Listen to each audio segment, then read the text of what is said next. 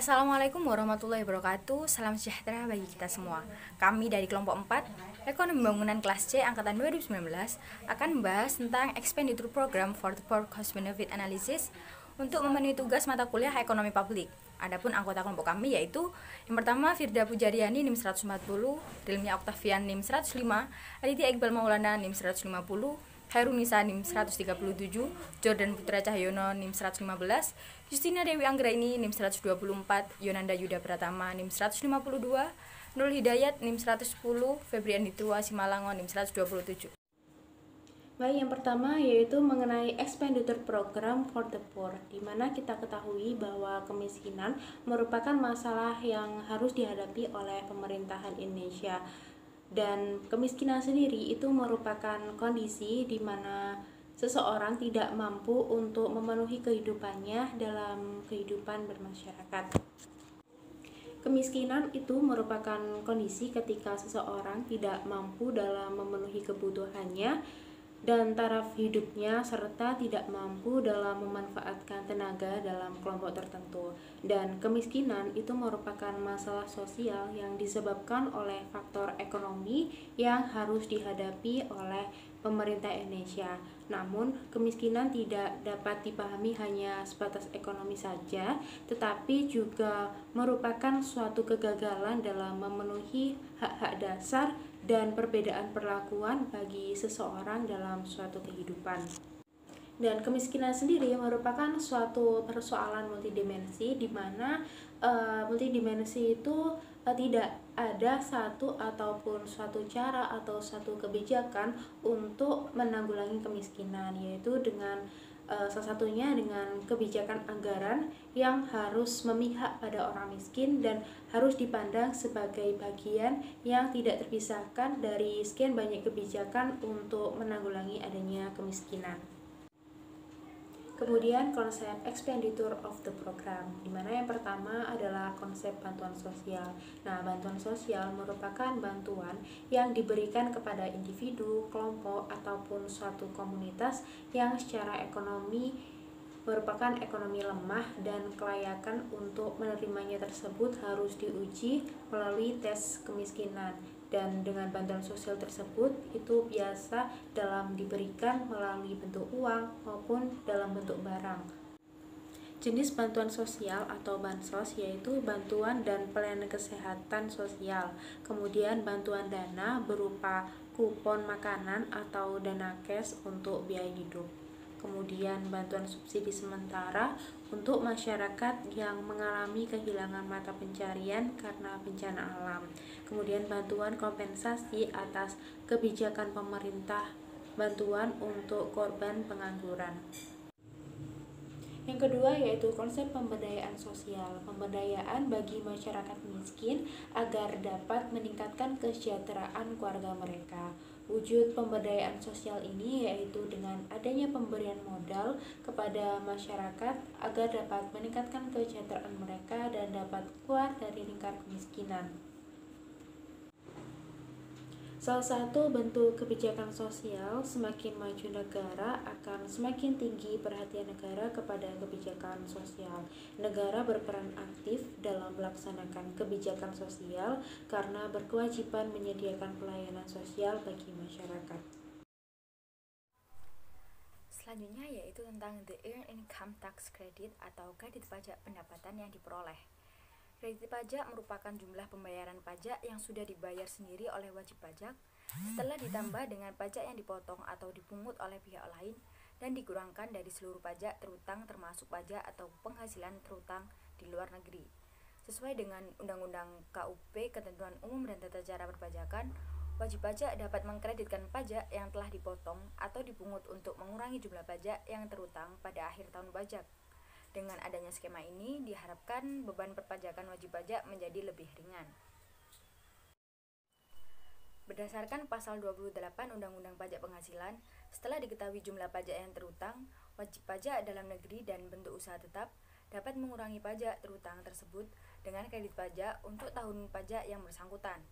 Kredit pajak tersebut berupa, yang pertama, pemotongan pajak atas penghasilan dari pekerjaan, jasa dan kegiatan sebagaimana dimaksud pasal 21 Undang-Undang Pajak Penghasilan. Yang kedua, pemungutan pajak atas penghasilan dari kegiatan di bidang impor atau kegiatan usaha di bidang lain, sebagaimana dimaksud pasal 22 Undang-Undang Pajak Penghasilan. Yang ketiga, pemotongan pajak atau atas penghasilan berupa dividen, bunga, royalti, sewa, hadiah, penghargaan, dan imbalan jasa sebagaimana dimaksud pasal 23 Undang-Undang Pajak Penghasilan. Yang keempat, pajak yang dibayar atau terutang atas penghasilan dari luar negeri yang boleh dikreditkan sebagaimana dimaksud dalam pasal 24 Undang-Undang Pajak Penghasilan. Yang kelima, pembayaran yang dilakukan oleh wajib pajak sendiri sebagaimana dimaksud dalam pasal 25 Undang-Undang Pajak Penghasilan. Yang keenam, yaitu potongan pajak atas penghasilan sebagaimana dimaksud pasal 26 Undang-Undang Pajak Penghasilan. Baik, selanjutnya yaitu tentang insentif kerja.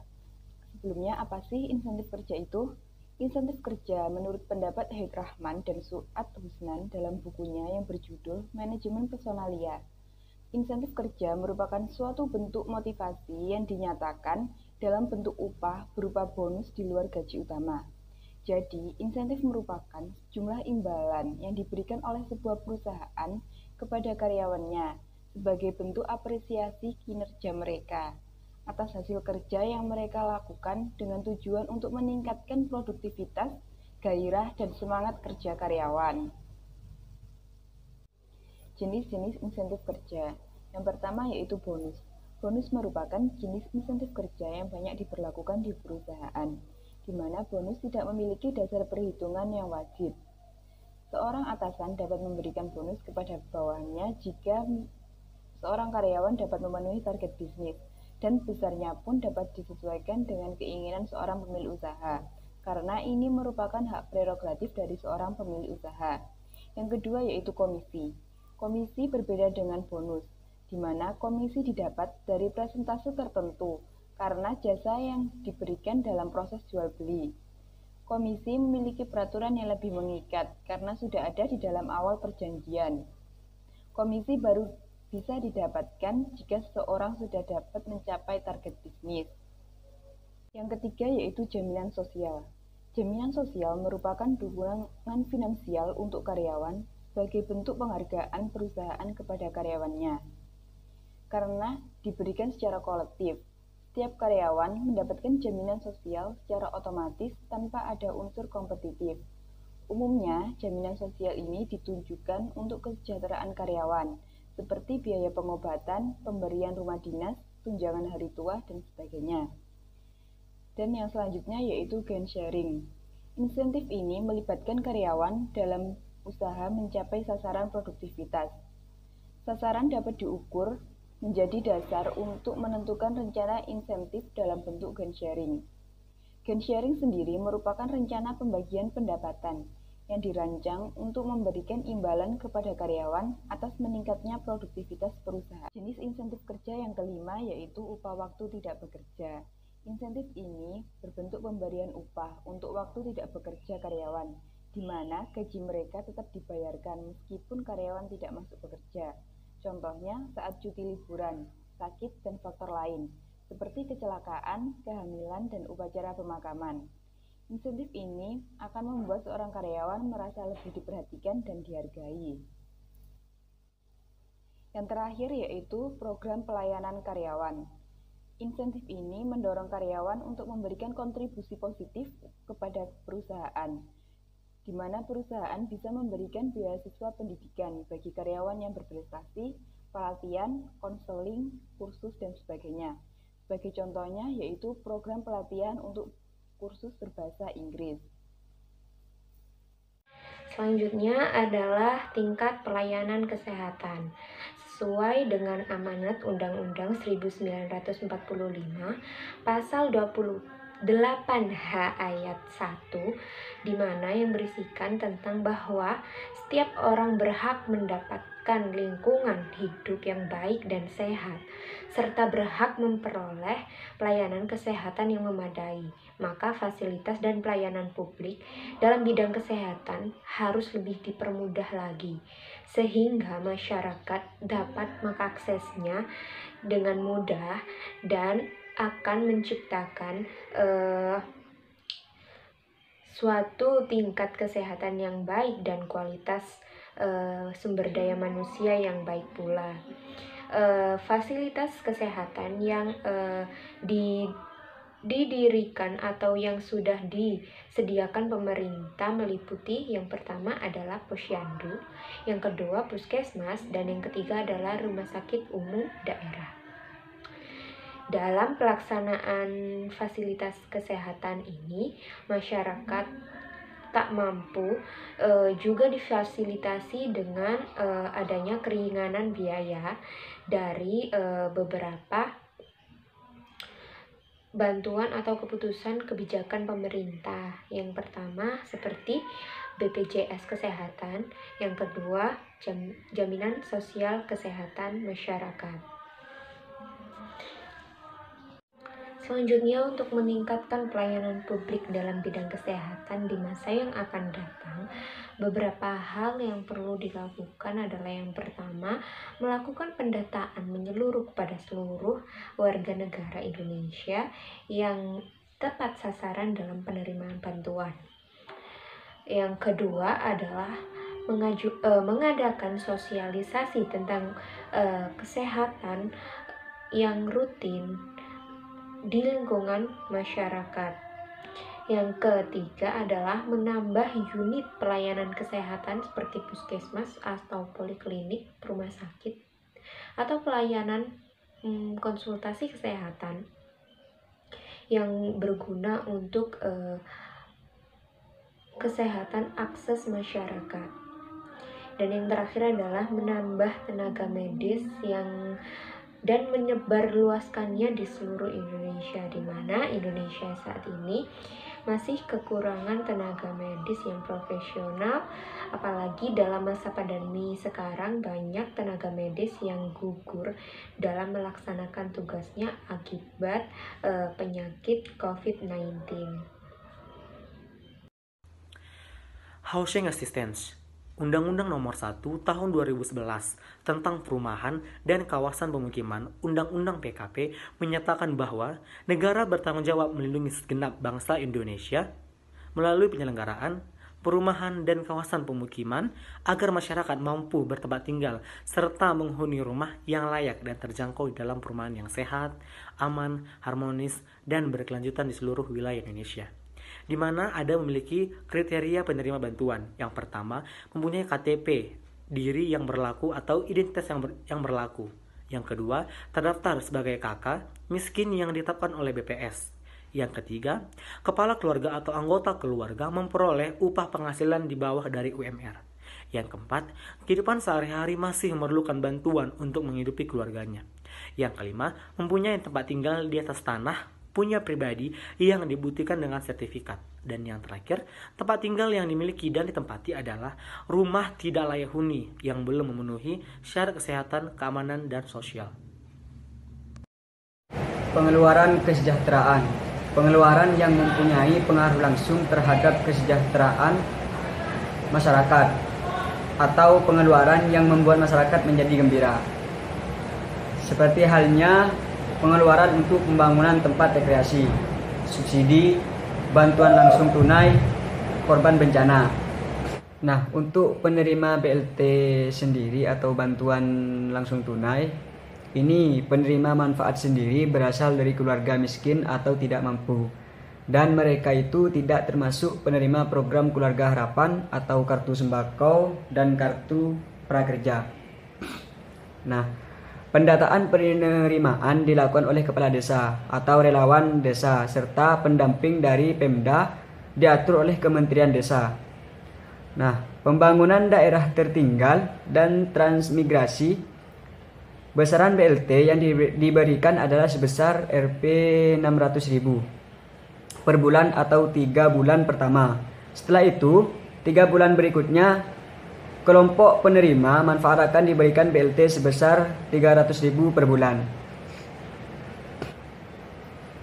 Nah, untuk yang penerima bantuan bencana alam ini, pemerintah sebenarnya telah menyiapkan dana sebesar 5 triliun. dalam anggaran pendapatan dan belanja negara atau APBN untuk penanggulangan bencana alam di Indonesia seperti banjir yang melanda di wilayah Jakarta dan sekitarnya. Tak hanya itu, pos anggaran bencana juga ada di Kementerian Sosial lewat program bantuan sosialnya untuk para korban bencana. Belanja subsidi. Belanja subsidi adalah alokasi anggaran yang diberikan pemerintah kepada perusahaan negara, lembaga pemerintah atau pihak ketiga lainnya yang memproduksi, menjual, mengekspor atau mengimpor barang ataupun jasa untuk memenuhi hajat hidup orang banyak sedemikian rupa sehingga harga jualnya dapat dijangkau oleh masyarakat.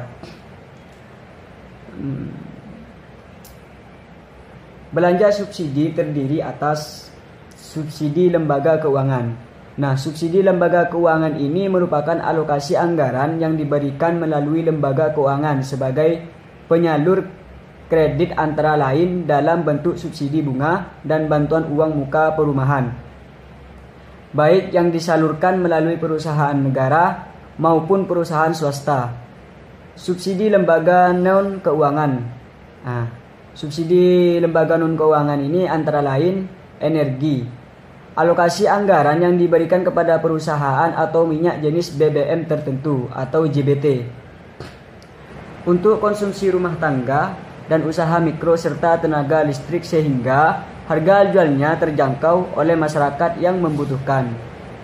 Yang kedua itu non-energi, alokasi anggaran yang diberikan kepada perusahaan yang bersifat non-energi sehingga harga jualnya terjangkau oleh masyarakat yang membutuhkan, termasuk di dalamnya antara lain subsidi harga atau biaya kebutuhan pokok, subsidi pajak, subsidi selisih kurs yang diberikan kepada jumlah haji terhadap perubahan kurs dibandingkan kurs dasar yang ditetapkan oleh pemerintah, dan subsidi bunga kredit yang diberikan kepada anggota lembaga tinggi negara serta para pejabat eselon dalam pemerintahan untuk mengadakan kendaraan perseorangan, serta subsidi dalam rangka Public Service Obligation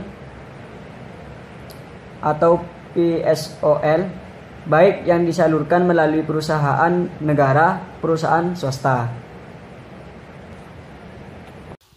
Baik, di sini saya akan menjelaskan tentang Unemployment Insurance atau pendapatan jaminan tambahan. Dalam program KUR atau Kredit Usaha Rakyat yang dibuat oleh pemerintah untuk meningkatkan kesejahteraan masyarakat, ada pendapatan jaminan tambahan yang diberikan oleh pihak bank. Bank memberikan pinjaman uang kepada nasabahnya yang membutuhkan tambahan modal usahanya melalui program yang dibuat oleh pemerintah, yaitu KUR atau Kredit Usaha Rakyat. Di dalam Undang-Undang Nomor 10 Tahun 1998 tentang Perbankan, yang berbunyi agunan adalah jaminan tambahan yang diserahkan debitur kepada bank dalam rangka pemberian fasilitas kredit atau pembiayaan berdasarkan prinsip syariah. Di dalam penjelasan pasal 8 Undang-Undang Perbankan, dijelaskan pada pokoknya terdapat dua jenis agunan, yaitu agunan pokok dan agunan tambahan. Agunan pokok adalah barang, surat berharga atau garansi yang berkaitan langsung dengan objek yang dibiayai dengan kredit yang bersangkutan, seperti barang-barang atau proyek-proyek yang dibeli dengan kredit yang dijaminkan. Sedangkan agunan tambahan adalah barang, surat berharga, atau garansi yang tidak berkaitan langsung dengan objek yang dibiayai dengan kredit yang bersangkutan yang ditambahi dengan agunan. Pemerintah memberikan akses kemudahan untuk UMKM dengan memberikan jaminan terhadap pelaku usaha yang mengajukan KUR atau Kredit Usaha Rakyat, yaitu sebesar 70% dari keseluruhan kredit yang diberikan oleh bank penyelenggara KUR atau Kredit Usaha Rakyat sebagai jaminan pokok dari kredit. Debitur dan kreditur membuat perjanjian kredit dalam bentuk tertulis.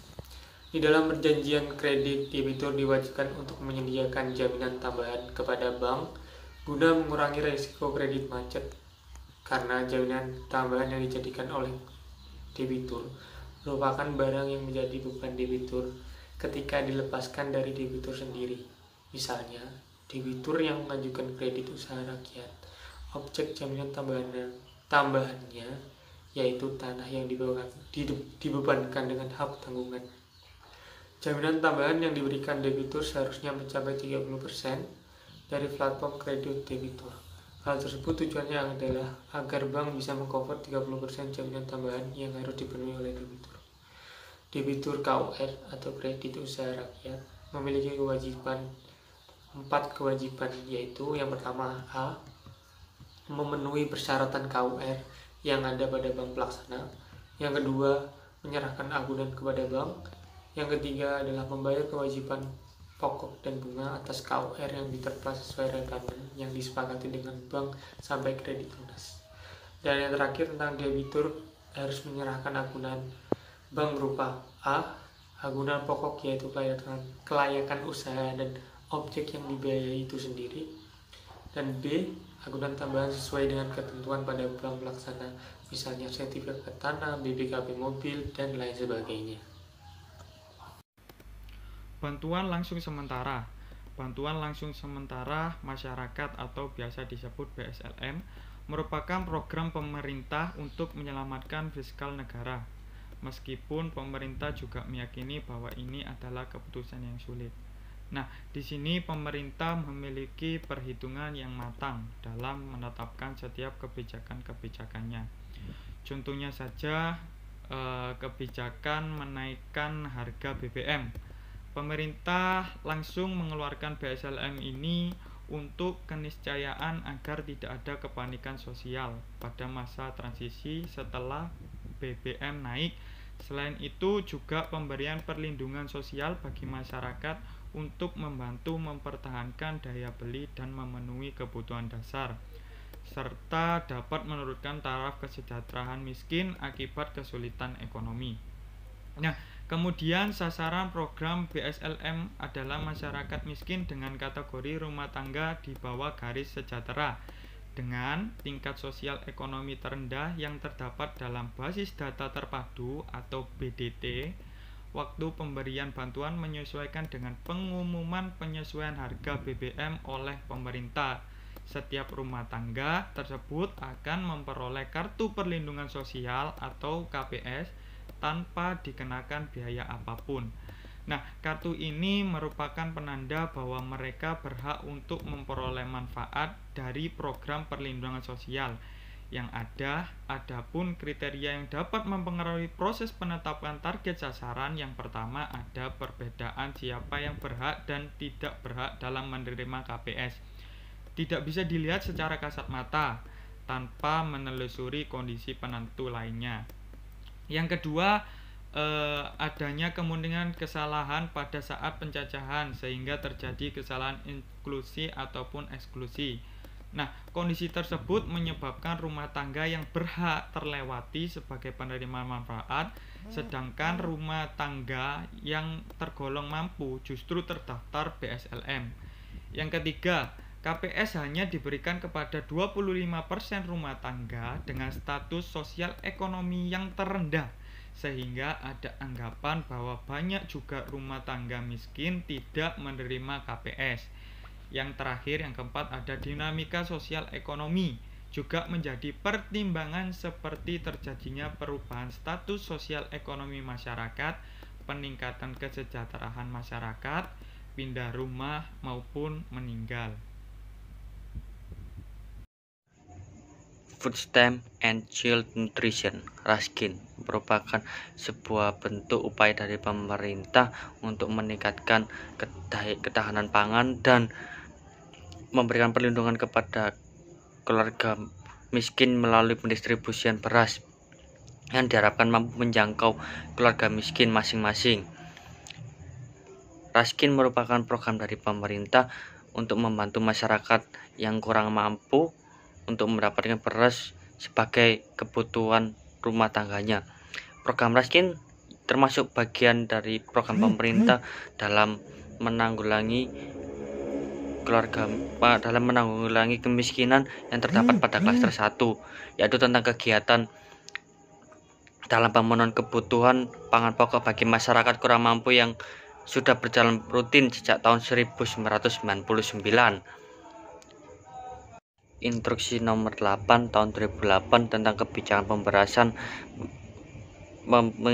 menginstruksikan menteri dan kepala lembaga pemerintahan departemen tertentu serta gubernur dan bupati atau wali kota seluruh Indonesia untuk melakukan upaya peningkatan pendapatan petani, ketahanan pangan, pengembangan ekonomi, pedesaan, serta stabilitas ekonomi nasional. Program Raskin merupakan subsidi pangan sebagai bentuk upaya dari pemerintah untuk meningkatkan ketahanan pangan dan memberikan perlindungan keluarga miskin melalui pendistribusian beras yang diharapkan mampu menjangkau keluarga miskin. Masing-masing keluarga akan menerima 10 kilo per kakak per bulan dengan harga 1.600 per kilo di titik distribusi. Tujuan dari Raskin. Program Raskin adalah mengurangi beban pengeluaran rumah tangga sasaran melalui pemenuhan kebutuhan sebagai bentuk pangan pokok bentuk beras. Selain itu, Raskin bertujuan untuk meningkatkan atau membuka akses pangan keluarga melalui penjualan beras kepada keluarga penerima manfaat dengan jumlah yang ditentukan. Cost benefit analysis, di mana pengertiannya adalah proses perbandingan biaya yang diperkirakan dengan manfaat yang akan diperoleh, di mana memiliki tujuan yaitu untuk menentukan apakah keputusan yang dibuat tersebut make sense atau masuk akal dari sudut pandang bisnis. Hal ini akan mempengaruhi bagaimana perusahaan menerapkan skala prioritas dalam mengelola keuangan untuk meningkatkan performa perusahaan. Biaya atau cost. Menurut Qadariyah tahun 1999, biaya digolongkan menjadi 4 bagian, yaitu biaya persiapan, biaya investasi, biaya operasional, dan biaya pemeliharaan atau perbaikan. Biaya persiapan. Biaya persiapan adalah biaya dikeluarkan sebelum proyek yang bersangkutan benar-benar dilaksanakan. Yang kedua, biaya investasi atau modal. Biaya investasi biasanya dari pinjaman suatu badan atau lembaga keuangan, baik dari negeri atau luar negeri. Yang ketiga, biaya operasional. Biaya operasional masih dapat dibagi lagi menjadi biaya gaji untuk karyawan, biaya listrik, air, dan telekomunikasi, biaya habis pakai, biaya kebersihan, dan sebagainya. Dan yang terakhir, biaya pembaruan dan pergantian. Pada awal umur proyek, biaya ini belum muncul, tetapi setelah memasuki usia tertentu, biasanya pada bangunan mulai terjadi kerusakan yang memerlukan perbaikan. Manfaat atau benefit. Manfaat yang akan terjadi pada suatu proyek dapat dibagi menjadi 3, yaitu manfaat langsung, manfaat tidak langsung, dan manfaat terkait. Yang pertama, manfaat langsung. Manfaat langsung dapat berupa peningkatan output secara kualitatif dan kuantitatif akibat penggunaan alat-alat produksi yang lebih canggih, keterampilan yang lebih canggih, dan sebagainya. Yang kedua, manfaat tidak langsung. Manfaat tidak langsung adalah manfaat yang muncul di luar proyek, namun sebagai dampak adanya proyek, manfaat ini dapat berupa meningkatnya pendapatan masyarakat di sekitar lokasi proyek. Dan yang terakhir, manfaat terkait. Manfaat terkait yaitu keuntungan-keuntungan yang sulit dinyatakan dengan sejumlah uang, namun benar-benar dapat dirasakan, seperti keamanan dan kenyamanan. Dalam penelitian ini, untuk perhitungan hanya didapat dari manfaat langsung dan sifatnya terbatas karena tingkat kesulitan menilainya secara ekonomi. Tahap CBA atau tahapan-tahapan cost benefit analysis. Menurut Lawrence dan Merz, tahapan dasar dalam melakukan analisis biaya manfaat terdiri menjadi 6. Yang pertama, menetapkan tujuan analisis dengan tepat. Nah, yang dimaksud sebelum data dikumpulkan, penentuan tujuan analisis harus merubahnya menjadi vital. Misalnya, apakah yang akan dievaluasi nantinya hanya satu proyek atau beberapa. Kemudian yang kedua, penetapan perspektif yang dipergunakan atau identifikasi pemangku kepentingan yang terlibat. Nah, penetapan perspektif dalam memperhitungkan biaya dan manfaat perlu dilakukan dari awal guna mempertimbangkan sensitivitas hasilnya. Ketiga, mengidentifikasi biaya dan manfaat. Nah, tahapan ini yang penting adalah dengan mengidentifikasi semua manfaat dan biaya. Secara umum dalam memperhitungkan manfaat-manfaat langsung dan manfaat tidak langsung. Kemudian yang keempat, menghitung, mengestimasi, menskalakan, dan mengkuantifikasi biaya dan manfaat. Nah, setelah komponen biaya dan manfaat diidentifikasi pada tahap sebelumnya, mengkuantifikasi dalam satuan moneter jika memungkinkan, atau menskalakan beberapa item yang tidak memiliki satuan kuantitatif, dan selanjutnya dihitung untuk seluruh nilai yang satuannya sama menjadi total biaya dan manfaat. Kelima, memperhitungkan jangka waktu atau discount factor. Yang dimaksud discount factor adalah nilai pengurangan dalam masa sekarang dari manfaat dan biaya yang akan terjadi pada periode masa yang akan datang. Penggunaan discount factor sangat penting jika benefit dan biaya yang muncul lebih dari satu periode dan untuk memperhitungkan ketidakpastian. Kemudian yang terakhir, yang keenam, menguraikan keterbatasan dan asumsi. Karena pada tahap kedua perspektif menjadi penentu lingkup manfaat dan biaya yang diperhitungkan, maka keterbatasan atas tidak dimasuknya hal-hal yang jauh kaitannya adalah bagian dari keterbatasan dan asumsi yang harus dijelaskan agar pengguna informasi analisis CBA atau cost benefit analysis memahami batasan-batasan perhitungannya. Selanjutnya adalah metode cost benefit analysis atau CBA.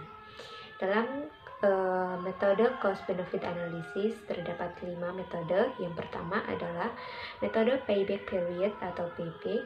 Yang kedua adalah metode net present value atau NPV. Yang ketiga nilai bersih sekarang atau NPV. Yang keempat internal rate of return atau IRR. Dan yang terakhir adalah perbandingan manfaat biaya atau benefit cost ratio atau IRR. Yang pertama metode payback period atau PP. Dalam metode ini mencoba mengukur seberapa cepat investasi bisa kembali dengan menggunakan satuan waktu yang berupa bulan, tahun. Karena model ini mengukur seberapa cepat suatu investasi bisa kembali, maka yang dipergunakan adalah aliran dasar yang dipergunakan adalah cash flow atau aliran kas. Yang kedua, metode NPV atau net present value. Metode ini menghitung selisih antara nilai sekarang investasi dengan nilai sekarang penerimaan kas bersih di masa yang akan mendatang. Untuk menghitung nilai sekarang tersebut diperlukan atau harus ditentukan terlebih dahulu tingkat bunga yang dianggap relevan. Yang ketiga adalah metode NPV atau nilai bersih sekarang. Proyek yang efisien adalah proyek yang manfaatnya lebih besar daripada biaya yang diperlukan. Nilai bersih suatu proyek merupakan seluruh nilai dari manfaat proyek yang dikurangkan dengan biaya proyek pada tahun yang bersangkutan atau tahun yang ingin dihitung. Selanjutnya adalah metode IRR atau Internal Rate of Return. Dengan metode ini tingkat diskonto dicari sehingga menghasilkan nilai sekarang suatu proyek sama dengan 0. Proyek yang mempunyai nilai IRR yang tinggi dapat menjadi prioritas. Suatu proyek akan dilaksanakan dengan mempertimbangkan tingkat pengembalian atau IRR dan tingkat diskonto atau I. Tingkat diskonto merupakan biaya pinjaman modal yang harus diperhitungkan dengan tingkat pengembalian investasi. di mana investor akan melaksanakan semua proyek yang mempunyai IRR lebih besar daripada I atau tingkat diskonto, dan tidak akan melaksanakan investasi pada proyek dengan harga IRR kurang dari tingkat diskontonya sendiri atau I. Yang terakhir adalah metode perbandingan biaya dan manfaat atau PCR. Dengan kriteria ini, maka proyek yang dilaksanakan adalah proyek yang mempunyai angka perbandingan lebih besar dari 1. Berdasarkan metode ini, suatu proyek akan dilaksanakan apabila PCR-nya lebih dari 1. Metode PCR akan memberikan hasil yang konsisten dengan metode NPV apabila PCR-nya lebih dari 1, yang berarti NPV-nya lebih dari 0. Kelebihan dari CBA. Yang pertama itu menggunakan data sebagai dasarnya. Terus yang kedua menyederhanakan pengambilan keputusan. Dan yang ketiga itu mengungkapkan biaya dan keuntungan yang tersembunyi. Terus untuk selanjutnya itu kekurangan dari CBA. Kekurangan dari CBA sendiri sulit memprediksi semua variabel yang mungkin. Terus itu yang kedua, basis data yang digunakan sangat berpengaruh. Terus yang ketiga, lebih cocok digunakan untuk proyek jangka pendek dan jangka menengah. Yang keempat itu menghapuskan aspek moral kemanusiaan. Studi kasus tata kelola pemerintah dalam penanggulangan kemiskinan melalui dana hibah dan bantuan sosial di Indonesia. Studi kasus tata kelola pemerintah dalam penanggulangan kemiskinan melalui pengelolaan dana hibah dan bantuan sosial di Kota Bandung, Provinsi Jawa Barat. Penyaluran dana hibah dan juga bantuan sosial telah menjadi masalah hukum nasional di Indonesia. Pemerintah Kota Bandung mengalami beberapa masalah baik dalam sisi regulasi maupun tata laksana terkait penyaluran dana hibah dan bantuan sosial. Bantuan sosial atau bansos adalah pemberian bantuan berupa uang atau barang dari pemerintah daerah kepada individu, keluarga, kelompok, ataupun suatu komunitas yang sifatnya tidak secara terus-menerus dan selektif, yang bertujuan untuk melindungi masyarakat dari kemungkinan terjadinya risiko sosial. Pemberian bantuan bertujuan untuk rehabilitasi sosial, perlindungan sosial, jaminan sosial, penanggulangan kemiskinan, dan penanggulangan bencana. Secara umum, mekanisme dalam pemberian bantuan sosial tidak jauh berbeda dengan pemberian dana hibah. Proses pelaksanaan administrasi penyaluran dana hibah dan bantuan sosial masih dilakukan secara manual dan tertutup. Masyarakat Kota Bandung sulit dan tidak mengetahui kepada siapa dana hibah dan bantuan sosial tersebut disalurkan, berapa dana yang disalurkan kepada penerima, apa bentuk kegiatannya, serta bagaimana bentuk pertanggungjawabannya. Kemiskinan merupakan suatu konsep multidimensi dan tidak terbatas pada konsep ekonomi saja, tetapi juga kekurangan pendapatan. Selain itu, masyarakat miskin juga kekurangan dalam pelayanan publik serta kekurangan kesempatan untuk berpartisipasi dalam ekonomi, sosial, politik dalam tingkat lokal, regional, dan nasional. Mengacu pada batasan garis kemiskinan yang digunakan oleh BPS atau Badan Pusat Statistik bahwa jumlah penduduk miskin di Kota Bandung pada tahun 2013 sebanyak 92.535 KK atau sekitar 13% dari jumlah penduduk Kota Bandung. Dibandingkan dengan jumlah penduduk miskin di Jawa Barat, jumlah penduduk miskin di Kota Bandung sebesar 2,9% dari jumlah penduduk miskin Provinsi Jawa Barat. Berdasarkan kajian pada KPK, pemerintah Provinsi Jawa Barat termasuk yang mengucurkan dana hibah dan bantuan sosial dalam jumlah yang besar. Berdasarkan data KPK, pada tahun 2010 dana hibah Provinsi Jawa Barat hanya sebesar 1,43% dari total APBD, sedangkan dana bansos mencapai 1,73%. Angka itu naik sedikit pada tahun 2011 menjadi 2,72% dan 3,40%. Dan tahun 2012 dana hibah naik menjadi 30,7% meskipun dana bansos hanya 0,08%. Dan tahun 2013 dana hibah hanya Jawa Barat masih di angka 30,53% dan bantuan sosial sebesar 0,15%.